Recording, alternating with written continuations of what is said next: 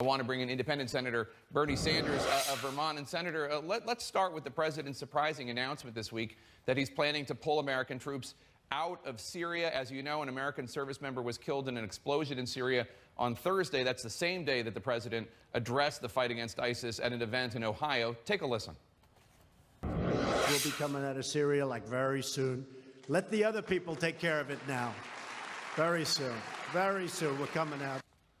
On Friday night, President Trump then directed the State Department to freeze $200 million in recovery money for Syria. What do you think? Do you support the president's move to pull out all U.S. troops?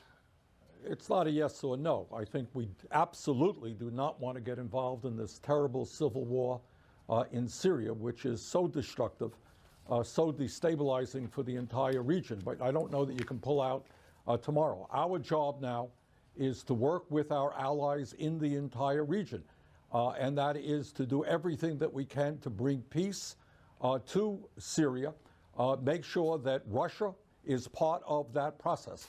But absolutely, I do not want to see American troops get stuck in a never-ending civil war, a brutal civil war in Syria. But by the way, one of the issues that I and some of my colleagues have also worked on, where the president is very much on the other side, is that the United States has, for the last several years, been supporting Saudi Arabia in another humanitarian crisis in Yemen. And you're looking at one of the worst humanitarian crises in the world, famine, 1 million people suffering from cholera, people drinking filthy water. And what I and Senator Lee and Senator Murphy have insisted, that the time is long overdue for the United States Congress to accept its constitutional responsibility of war making and not give that over to the president. And that's been the case for many, many years. And we brought a resolution to the floor. We got 44 votes, which is a good start. But the bottom line is that if the United States is going to get involved in a war, it should not be the president who makes that decision. It is under the Constitution, the Congress have got to reestablish that authority. Let's stay in that region for 1 second, because I want to turn to the violent clashes in Gaza over the weekend. You tweeted about this yesterday. You wrote, quote, "The killing of Palestinian demonstrators by Israeli forces in Gaza is tragic. It is the right of all people to protest for a better future without a violent response," unquote. The Israeli government called the protests, quote, "violent terror demonstrations." The ambassador of Israel to the United Nations said Hamas fighters were interspersed throughout the crowd using human shields and were killed after making, quote, "direct attacks on Israeli positions." Do you not accept the Israeli government's explanation? No, I don't. I think from what my understanding is you have tens and tens of thousands of people who are engaged in a nonviolent protest. I believe now 15 or 20 people, Palestinians, have been killed, and many, many others have been wounded. So I think it's a difficult situation. But my assessment is that Israel overreacted on that. But again, the bottom line here is that the United States of America has got to be involved in dealing with the terrible tragedy in Gaza. You know, whether it is Syria, whether it's Yemen, whether it is Gaza, we're looking at the need for the international community, led by the United States, to deal with that situation. Gaza is a disaster right now. Youth unemployment is off the charts, and we're going to continue to see those kinds of demonstrations and protests unless the world community recognizes the problem in Gaza and brings the Israelis and the Palestinians together to start addressing those problems. You used to be the ranking Democrat on the Senate Veterans Affairs Committee. This week, President Trump fired the director, the secretary of the VA, David Shulkin, announced his intention to hire his White House physician, Rear Admiral Ronnie Jackson, to be the head of the VA. Take a listen to what your Democratic colleague, Senator Chris Coons, had to say about Jackson. The Veterans Administration is one of the largest and most complex federal agencies, and this shows the troubling trend that President Trump has of preferring nominees for his cabinet or cabinet members who are personally loyal or who are telegenic over those who have relevant, deep experience. Do you share Senator Coons' concerns about Dr. Jackson? I do, absolutely. But this is part of a broader approach of the Trump administration. Let us be clear. And Dr. Shulkin made this point in an op-ed the other day in the New York Times.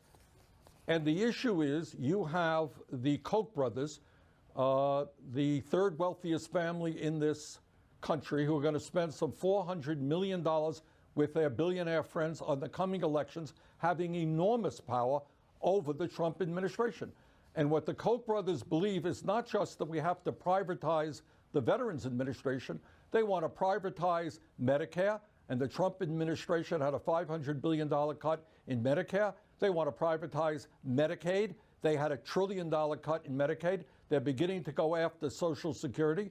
We have a Secretary of Education who does not believe in public education, a Secretary of the Environmental EPA who does not believe in environmental protection. So what you're looking at under the leadership of the Koch brothers is a massive effort to privatize agencies of the United States government and give them over to private corporations. That is what the removal of Shulkin is all about. So you think that Dr. Ronny Jackson is going to be supporting attempts to privatize the VA? I think, as Chris Coons pointed out, he has no experience in this area. But I would strongly suspect that if you get rid of Shulkin, who opposed privatization, and you put Dr. Jackson in, that is what his mission will be. And I will tell you this, Jake, I have worked over the years with the American Legion, the VFW, the DAV, and all of the veterans organizations. And without exception, the major veterans organizations say we have got to strengthen the VA, not dismember it, not privatize it. And I will do everything I can as a member of the Veterans Committee not to approve any nominee who is not going to strengthen the VA and who will oppose privatization. I want to ask you, this week President Trump has been on Twitter hammering internet giant Amazon and its owner Jeff Bezos. On Saturday, the president tweeted, quote, "Amazon must pay real costs and taxes now." Now, you said this week that you are, quote, absolutely concerned about Amazon's, quote, extraordinary power. Do you think Amazon has gotten too big? Yeah, I do. And I think this is an issue that has got to be looked at. What we are seeing all over this country is the decline in retail. We're seeing this incredibly large company getting involved in almost every area of commerce. And I think it is important to take a look at the power and influence that Amazon has. But by the way, when we talk about the Trump administration, I think the most important point to be made, Jake, is that on issue after issue, they are doing exactly the opposite of what the American people want us to do. You know, right now in this country, we don't talk about it enough, there are millions of people who are working 2 or 3 jobs because wages are much too low.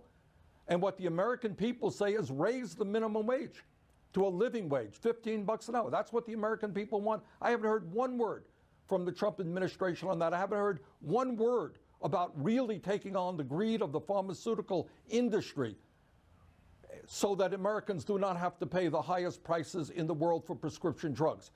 I am very concerned that they're going to go after Medicaid and Medicaid, they are going to go after Social Security. You know what the American people want? They don't want to cut Social Security. They want to expand Social Security benefits. They don't want to give billionaires tax breaks. In fact, they want to ask the wealthiest people in this country to start paying their fair share of taxes. So I would hope, whether it's guns, whether it's Social Security, whether it is prescription drugs, that the Trump administration start listening to the American people, not just the billionaire class and the Koch brothers. Senator Sanders, always good to see you. Happy Passover and happy Easter to all of your constituents there in Vermont.